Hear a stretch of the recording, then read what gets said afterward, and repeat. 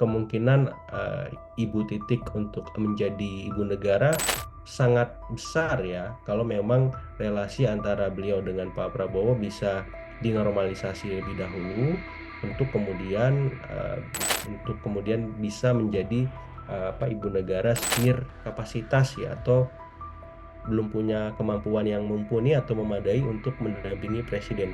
Itu bisa menjadi problem politik yang cukup krusial.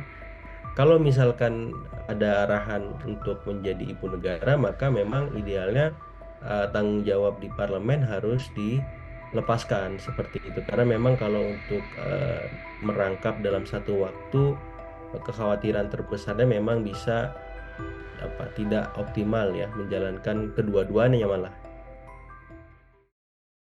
Halo Tribuners, Tribun On Focus kembali menjumpai Anda bersama saya Maria Nanda.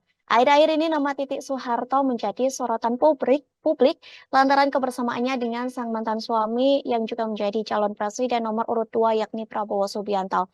Terpantau Titik selalu berada di setiap acara yang dilakukan Prabowo seperti saat ucapan syukur Prabowo seusai menerima pangkat kehormatan. Semalam momen langka pun juga terjadi lantaran Prabowo mengunggah foto bersama Titik di akun Instagramnya. Menanggapi kedekatan antara Prabowo dan Titik, banyak pihak pun yang meminta agar keduanya balikan. Tak jarang juga Titik Soeharto kemudian dipanggil sebagai ibu negara. Lantas, apakah memungkinkan nantinya Titik Soeharto ini menjadi ibu negara jika Prabowo menjadi presiden Indonesia?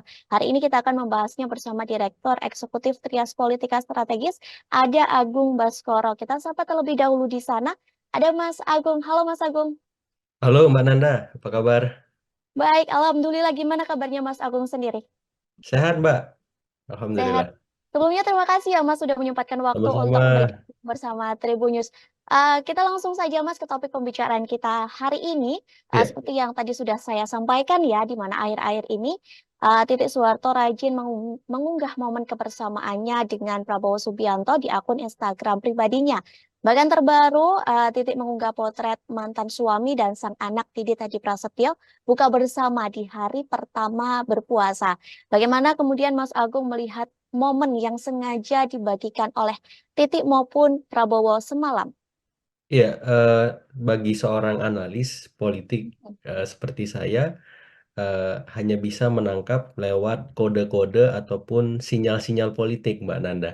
Mhm, Ya, yang sifat dan intensinya memang dalam beberapa waktu terakhir antara Bapak Prabowo, Ibu Titik, dan Mas Didit ini sangat intens ya dalam momen-momen yang sifatnya sangat formal dan krusial. Krusial ini hadir saat misalkan Prabowo mendeklarasikan diri sebagai capres misalkan, kemudian Prabowo menang versi hitung cepat quick count misalkan ya, ataupun ketika kemarin saat buka puasa hari pertama.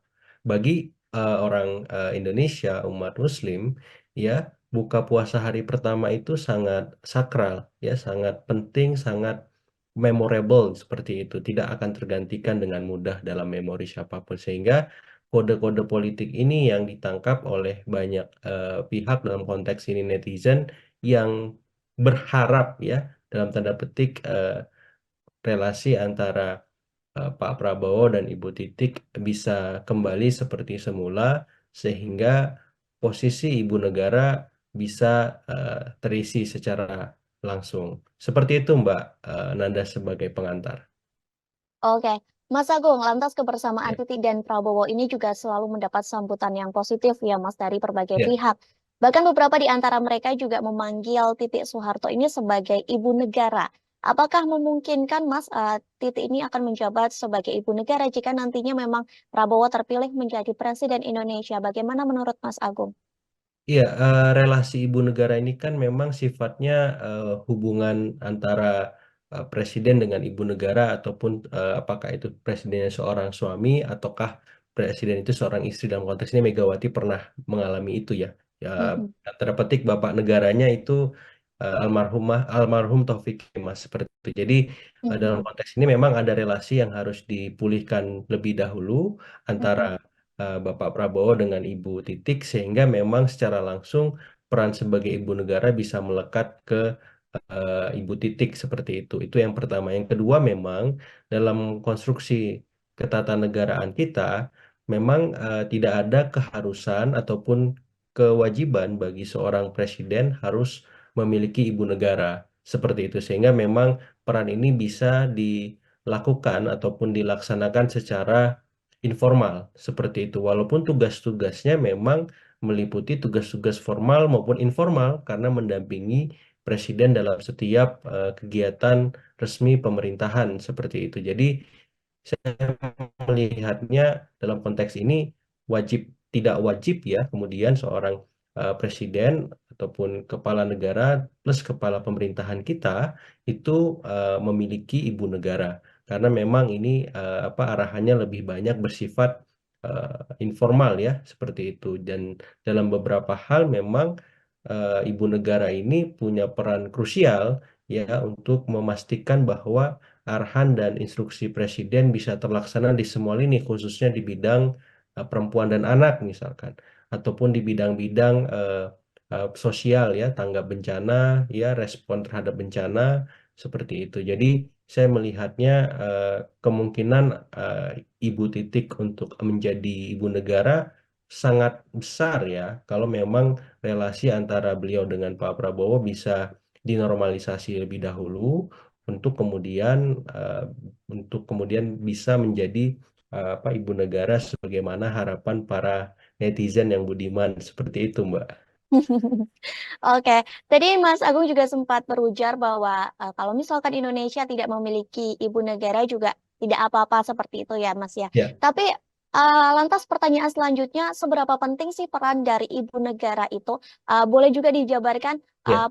perannya apa saja yang meliputi dengan mungkin akan ada hubungan internasional ataupun hubungan dengan negara Indonesia sendiri, Mas? Iya, kalau misalkan kita berangkat dari sejarah ya, peran ibu Mm-mm, negara ini kan ditebalkan dengan kehadiran pertama kali oleh Ibu Fatmawati ya, ketika memang Presiden Soekarno dilantik sebagai presiden kita yang pertama, dan beliau mm-mm, juga meletakkan sebagai apa, penjahit bendera seperti itu pertama kali dan memberikan memori kolektif yang sangat baik bagi masyarakat kita bahwa sesentral itu peran ibu negara. Terus bagaimana kemudian dia mempercantik ya sisi istana dari sisi luar, sisi dalam seperti itu dan bahkan dalam momen yang sangat krusial ketika Presiden Soekarno memutuskan berpoligami ya dengan Ibu Hartini, maka Ibu Fatmawati dengan langsung menolak kehadiran Ibu Hartini dan memilih untuk tidak tinggal di dalam istana lagi seperti itu. Jadi dari ibu negara yang pertama ini kita bisa belajar banyak hal dari mulai soal apa ya estetika ya sampai pada sikap-sikap politik yang cukup jelas ya dalam konteks ini misalkan poligami misalkan dia tidak setuju atau menolak itu. Nah, yang kedua, Ibu Tin Soeharto juga tidak jauh berbeda dengan Ibu Fatmawati ya. Beliau fokus pada soal tadi ya bagaimana mengatur estetika interior eksterior istana seperti itu kemudian juga lebih banyak fokus dalam soal-soal kegiatan sosial ya kebencanaan seperti itu dan bagaimana kemudian dia bisa menjadi semacam dalam tanda petik penasihat politiknya Pak Harto juga dalam beberapa hal karena kita tahu Pak Harto berkuasa hampir eh, 3 dekade lebih ya. Jadi eh, Ibu Tin menjadi seorang partner yang bisa diajak untuk berbicara politik baik yang sifatnya langsung ataupun tidak. Walaupun memang dalam konteks ini keluarga Pak Harto bersama Ibu Tin tidak memilih untuk tinggal di istana sebagaimana lazimnya presiden-presiden kita yang lain seperti itu. Nah, yang berikutnya lagi ibu negara kita adalah Ibu Hasri Ainun Habibie ya.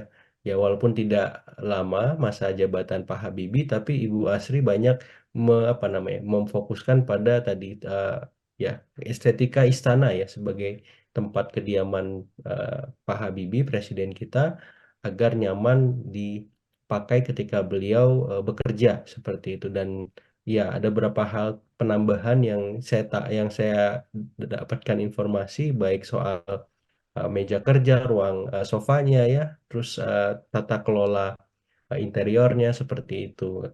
Nah, yang berikutnya Ibu Ibu Nuriyah Wahid ya, Ibu Sinta Nuriyah Wahid ya, istri dari Presiden Abdurrahman Wahid atau kita sapa sering dengan Gus Dur, itu memang fokus juga pada soal-soal tadi ya, sosial ya, utamanya seperti itu, soal-soal bagaimana istana punya tradisi untuk tetap indah dipandang oleh mata ataupun oleh para tamu-tamu negara ketika berkunjung seperti itu. Dan Ibu Sinta ini memang menjadi ya partner diskusi yang sangat mendukung Gus Dur ya dalam kesehariannya dalam menjalankan peran sebagai kepala negara seperti itu. Nah, yang berikutnya lagi, eh, ini yang menarik adalah almarhum Taufik Kemas ya, suaminya Ibu Megawati, karena memang ini satu-satunya presiden perempuan yang kemudian akhirnya dalam tanda petik membuat arahan bapak negara. Saya nggak tahu istilah dalam Mhm. ketatanegaraan kita dalam konteks ini. Kalau misalkan ada ibu negara, apakah kalau yang laki-laki bapak negara jadinya, atau tetap istilah ibu negara seperti itu, Mbak Nanda. Jadi Mhm.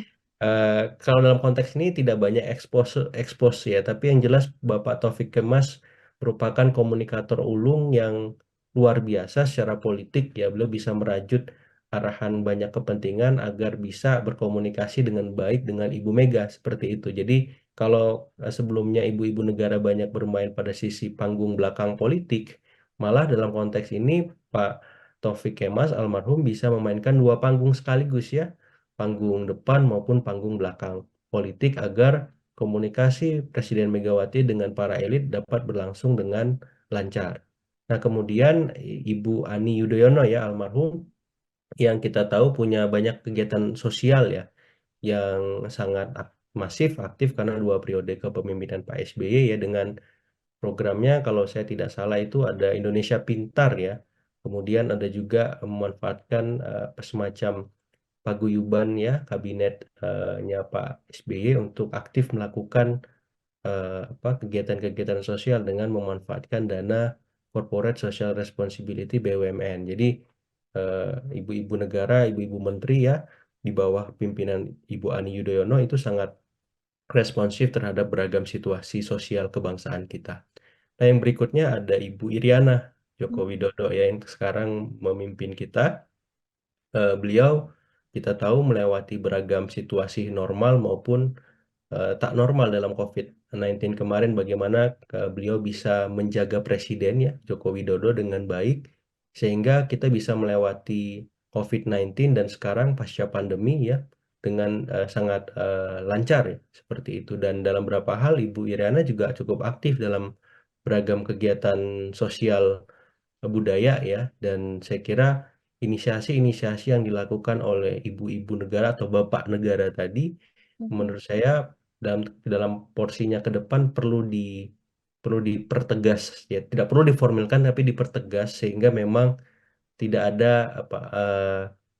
kebingungan ataupun kegagapan kita saat memang ada situasi di mana publik kemudian bertanya eh, status ibu negara dalam konteks keindonesiaan seperti itu, Mbak. Oke, baik Mas Agung. Lantas secara aturan bagaimana Mas apabila sosok Mhm. capresnya tidak memiliki ibu negara? Siapa sosok secara aturan undang-undang yang kemudian bisa mengisi posisi tersebut, Mas?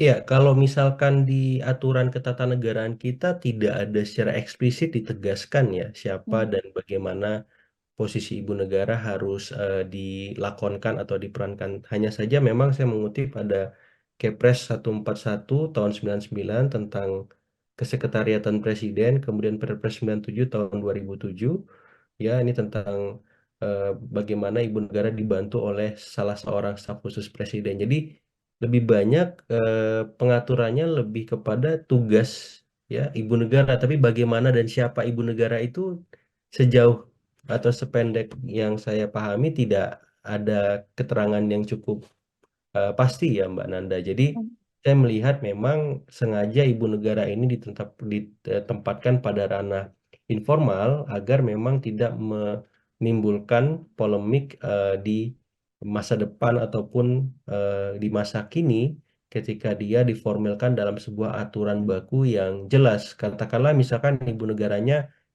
kapasitas ya, atau belum punya kemampuan yang mumpuni atau memadai untuk mendampingi presiden. Itu bisa menjadi problem politik yang cukup krusial yang Hmm. mengganggu kinerja lembaga kepresidenan misalnya. Karena kan memang fokus utama publik selama ini kepada sosok pemimpin, ya presidennya seperti itu. Bagaimana pendampingnya, bagaimana istri dan keluarganya itu kan tidak masuk dalam ranah yang semestinya dipahami. Karena apa? Karena memang itulah bentuk profesionalitas kita dalam bernegara, ya. Sehingga memang keluarganya presiden itu tidak termasuk dalam susunan ketatanegaraan kita secara umum. Walaupun memang mereka dilindungi ya, dijaga, ya, tapi bukan berarti kemudian mereka juga harus melaksanakan tugas-tugas sebagaimana seorang presiden yang menjadi kepala negara atau kepala pemerintahan. Seperti itu, Mbak Nanda. Hmm. Lalu Mas Agung, seperti yang Ya, kita ketahui ya, bahwa Titik Soeharto ini juga menjadi caleg Gerindra yang kini betul. bahkan beliau meraih suara tertinggi untuk daerah pemilihan atau dapil di daerah istimewa Yogyakarta. Oleh Ya, sebab itu, Ibu Titik pun diprediksi nih, Mas, akan melenggang ke Senayan begitu. ya. Lantas menurut Mas Agung sendiri, apakah Titik ini nantinya juga bisa memerankan peran ganda, yakni sebagai ibu negara dan anggota DPR, Mas? Iya, saya kira ini soal prioritas ya. Dalam artian menjadi anggota dewan punya tupoksi yang jelas dan tugas yang tidak mudah.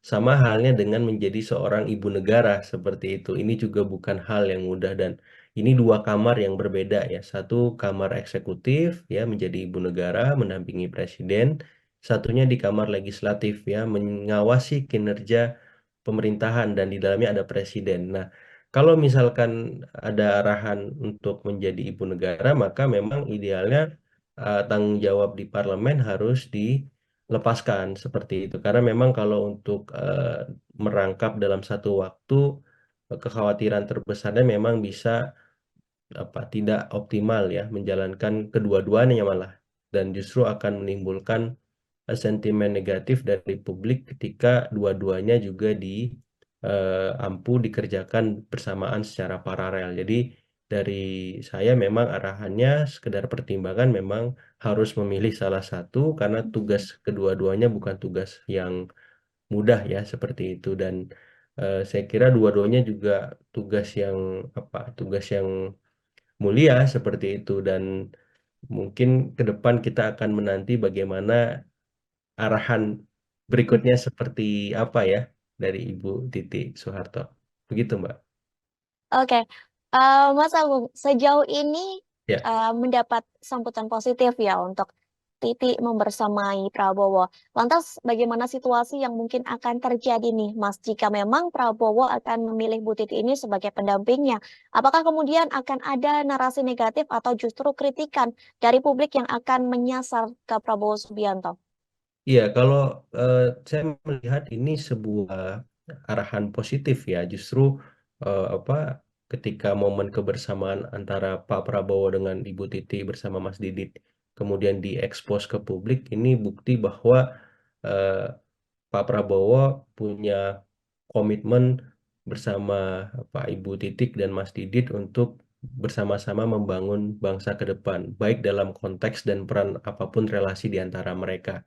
Dan momen kebersamaan ini apalagi diunggah di eh, hari pertama berbuka puasa ya, momen sakral bagi keluarga Muslim di Indonesia. Jadi saya kira apapun nanti yang menjadi arahan bagi keluarga Pak Prabowo ke depan, saya melihat publik akan merespon positif ya, karena ini menjadi bagian dari ranah privasi beliau sebagai seorang pemimpin ya, sebagai seorang apa namanya kepala negara, kepala pemerintahan kita seperti itu. Jadi publik dalam konteks ini mayoritas mungkin akan menanti, menunggu apapun keputusan yang akan beliau ambil untuk apa soal soal relasi beliau dengan Ibu Titik bagaimana ke depan seperti itu. Hmm. Mas Aung, kita kan sama-sama menanti ya apa Ya, yang terjadi nantinya jika memang Prabowo terpilih menjadi Presiden Indonesia. Saya sendiri mau minta pendapat dari kacamata Mas Agung sendiri, ya. situasi mana yang paling baik untuk Prabowo, mengingat sepanjang perjalanan Presiden Republik Indonesia ini selalu memiliki ibu negara. Haruskah juga hal yang sama dilakukan oleh Prabowo, atau seharusnya Prabowo bersikap seperti apa, Mas? Iya, dalam konteks ini memang ini kembali ke Pak Prabowo ya. Apapun Mhm. yang beliau putuskan itu menjadi ranah personal beliau. Tapi yang jelas tidak ada memang kewajiban bagi presiden untuk memiliki ibu negara karena memang ranah ibu negara ini memang sifatnya non non formal ya gitu. Mhm. Walaupun dalam kegiatan sehari-harinya ibu negara ini akan mendampingi kegiatan formal dan informal dari presiden seperti itu. Jadi dari saya memang arahannya tidak ada arahan khusus untuk Pak Prabowo untuk memiliki ibu negara, tapi yang paling penting sebenarnya adalah bagaimana peran-peran beliau sebagai presiden bisa semakin optimal karena beliau membawa mandat yang cukup besar dari rakyat untuk memastikan ya janji beliau melanjutkan pemerintahan dari presiden-presiden sebelumnya agar berlangsung dengan optimal. Dan itu bukan tanggung jawab yang mudah dan dibutuhkan tim, apakah tim kepresidenan, baik yang sifatnya formal, informal, ya untuk membantu beliau sehingga tidak ada kendala dalam melaksanakan peran-peran beliau sebagai presiden ya. Apakah nanti kepala pemerintahan, apakah nanti kepala negara, ataupun panglima tertinggi ya, dan peran-peran strategis lainnya. Begitu, Mbak. Oke, saya mau minta closing statement sekaligus yang Iya, terakhir buat Mas Agung. Bagaimana iya. kemudian Mas Agung melihat kalau Indonesia nantinya tidak memiliki ibu negara, akan seperti apa jadinya pemerintahan Indonesia? Apakah akan berdampak sesignifikan itu atau seperti apa, Mas Agung? Iya, peran ibu negara yang tadi saya sampaikan lebih banyak pada ranah informal. Otomatis memang Presiden Prabowo ya membutuhkan dalam tanda petik figur alternatif untuk melaksanakan tugas-tugas informal dalam konteks lembaga kepresidenan yang dia pimpin nantinya ketika memang ia tidak mengisi posisi ibu negara. Pun ketika mengisi posisi ibu negara tidak ada soal sehingga arahan untuk perlunya orang yang hadir dalam melaksanakan tugas-tugas informal tadi memang dibutuhkan. Tapi yang jelas sentuhan ya peran-peran informal ini penting agar tugas-tugas yang sifatnya apa berkaitan dengan perempuan dan anak, ya, soal-soal kebencanaan, ya, soal-soal sosial budaya, ini bisa diselesaikan dengan pendekatan-pendekatan khas seorang perempuan, ya, seorang yang memiliki sentuhan yang lain, cara pikir yang berbeda dari presidennya, seperti itu. Jadi, kalau saya melihat dampaknya bersifat tidak langsung, ya, kemudian tidak terlalu besar ya, walaupun memang harus dihitung benar ketika memang nanti akan ada semacam pelaksanaan pelaksana tugas ya, yang memang Mhm. melekat dalam bentuknya kementerian kah, apakah lembaga setingkat menteri atau staf khusus dan seterusnya, sehingga memang tidak ada yang terganggu ketika nantinya memang peran ibu negara untuk sementara ini dikosongkan misalkan ya ataupun nanti diisi ya saya kira eh, ini memang akan dinantikan oleh publik respon dari Prabowo seperti apa tapi yang jelas untuk sementara waktu memang dampak secara langsungnya memang tidak terlalu signifikan ya Mbak ya seperti itu. Oke, Mas Agung, nanti kita bisa menantikan bersama dan publik di rumah juga bisa menantikan bersama, akankah Titik Soeharto menjadi ibu negara dari Indonesia jika Ya. nantinya Prabowo terpilih menjadi presiden Indonesia? Terima kasih Mas Agung atas waktu dan kebersamaannya hari ini. Semoga sehat selalu dan semoga kita bisa berjumpa di lain kesempatan. Sekali lagi terima kasih Mas Agung. Sama-sama Mbak Nanda, selamat sore. Terima kasih juga untuk Tribuners yang menyaksikan Tribun On Focus hari ini. Saya Mariana dan kru yang bertugas pamit undur diri. Terima kasih dan sampai jumpa. Download Tribun X sekarang. Menghadirkan lokal menjadi Indonesia.